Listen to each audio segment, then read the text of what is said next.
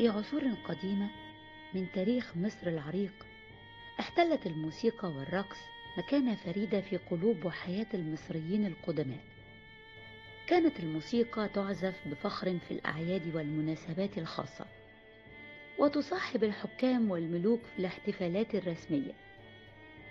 ما كان يميز الموسيقى المصرية القديمة هو أنها لم تكن مجرد مجموعة من النغمات، بل كانت تحمل في طياتها الكثير من الرموز والتعابير الفنية.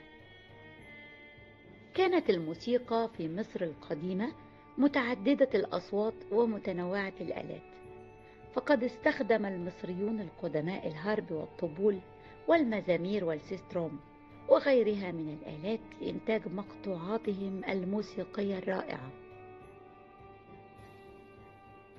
كما يتجلى العشق للموسيقى والرقص في المقابر والمعابد المصرية القديمة، حيث توجد العديد من النقوش والرسومات التي تصور المصريين القدماء وهم يمارسون الرقص ويعزفون الموسيقى. وقد يعتبر البعض أن ذلك كان هدفهم في الاتصال بالآلهة وخدمتهم، وقد يراه آخرون كوسيلة للتعبير عن الفرح والاحتفال ورسم البهجة على وجوههم.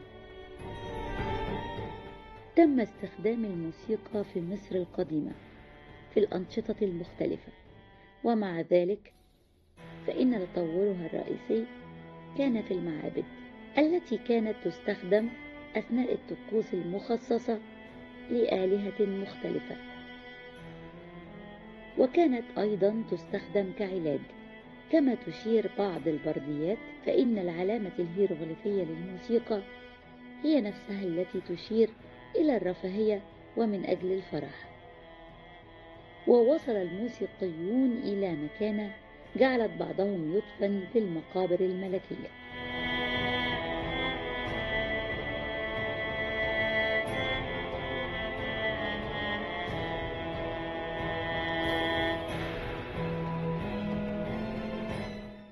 يعتبر الموسيقى والرقص في التراث المصري القديم مرتبطين بمفهوم الحياة والموت والحياة الأخرى. كان الرقص وسيلة للاحتفال بالأعياد الدينية، وأيضا للاحتفال بنجاح الحصاد والعروض العسكرية. وفي الجانب المعنوي كانت الرقصة تؤدي دورا حيويا في عمليات الطقوس الدينية والجنائزية، حيث يعتقد المصريون القدماء أن الرقص والموسيقى يساعد في تهدئة الروح ومرافقتها في رحلتها إلى الحياة الأخرى. وكما هو الحال في الحضارات الأخرى، كانت تعتبر أيضا وسيلة للتواصل مع المتوفى. بالإضافة إلى ذلك، كان للموسيقى والرقص دورا كبيرا في الحياة اليومية للمصريين القدماء.